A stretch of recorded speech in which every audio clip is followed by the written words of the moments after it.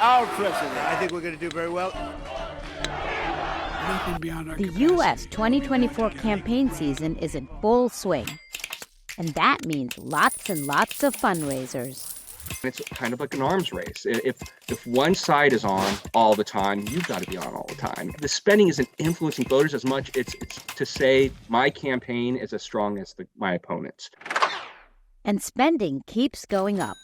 Thank you. For 5 days, you returned.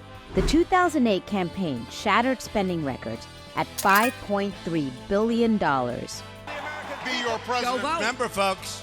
In 2012 and 2016, campaigns spent more than $6 billion.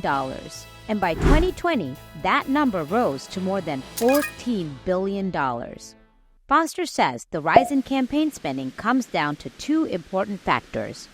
A lot of increase in grassroots, small dollar donations, but also the fact that we're seeing a transition from traditional campaign committees raising money to relying on independent expenditures, the super PAC.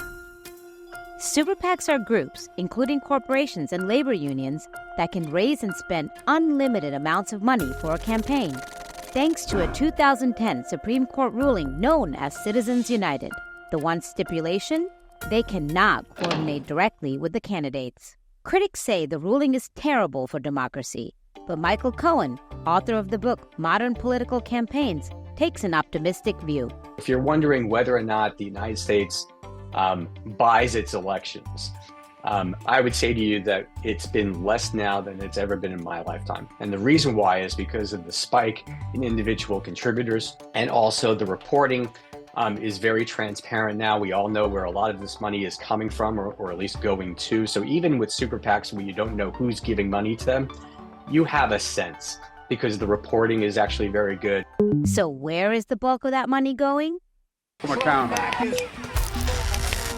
These networks, they anticipate this. This is their Super Bowl. This is like it's bigger than Super Bowl for them because they know they can charge so much money.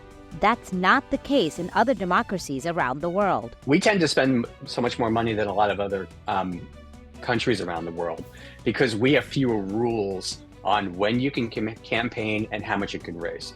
For example, in Canada, federal elections may only last 36 to 50 days, and there's a cap on how much a political party can spend. In Germany, local and state laws ban TV ads from airing until 1 month before the election. But one country may prove to have an even pricier election than the U.S. this year. India, which voted last May, was projected to spend almost 1.35 trillion rupees, or $16.1 billion, according to the New Delhi Center for Media Studies. It's unclear if U.S. campaign spending will top its 2020 numbers. But the campaigns know any money that they do not manage to spend before November cannot go into a politician's personal bank account. You used to be able to roll that money over or take it with you to go build a house for yourself or go spend money on your own. Post-Watergate rules are that you cannot use it for your own personal interests, but you can keep it for future campaigns. Or, importantly, if you decide that you're not going to run, you can give it to other political action committees, or you can give it to political parties. Or if you wanted to, and some people do this, they even refund some of that money, or they go ahead and they give it to charity. With the election more than a few months away, President Joe Biden and the presumptive Republican presidential candidate Donald Trump have plenty of time to raise and spend a lot of money.